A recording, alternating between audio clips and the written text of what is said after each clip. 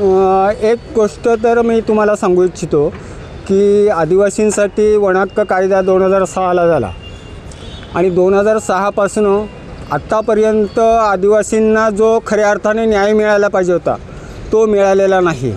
कारण आज जे वनपट्टे जरी दिलेले असले तर त्याच्यावरती खूप मोठ्या प्रमाणामध्ये चुका आहेत। मग त्याच्यात वारस नोंदी असतील, गाव दुरुस्ती असेल, नाव दुरुस्ती असेल किंवा सर्व नंबर दुरुस्ती असेल, या सर्व दुरुस्त्या होव्यात आणि त्यांना योग्य तो न्याय मिळावा आणि म्हणून या ठिकाणी आज आम्ही SDOच्या कार्यालयासमोर हे धरणे आंदोलन सुरू केलेलं आहे।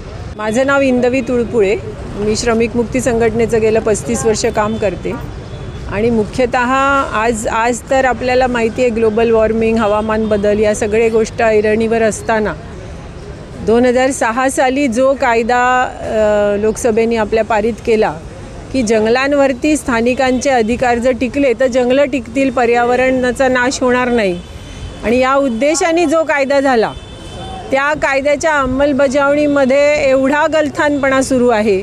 धोरणात्मक अनेक बाबी अडकून राहिलेल्या आहेत, शासकीय अधिकाऱ्यांनाच समजत नाही आहे की कुठं काय करायचं आहे आणि त्यामुळे या सगळ्या गोष्टींना तो प्रश्न ऐरणीवर आणण्यासाठी, त्याला वाचा फोडण्यासाठी आम्हाला वारंवार आंदोलनं करावी लागतात। 2021 साली आम्ही जेव्हा इथे मागे आलो होतो त्यावेळेला 6 महिन्याची मुदत घालून आपल्याला लेखी आश्वासन दिलं गेलं, पण 2.5 वर्ष झालं तरीसुद्धा काही झालेलं नाही।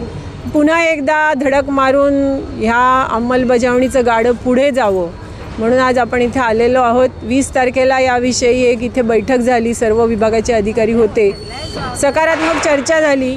आज त्या चर्चेनुसार काहीतरी निर्णय मिळतील, उत्तरं मिळतील।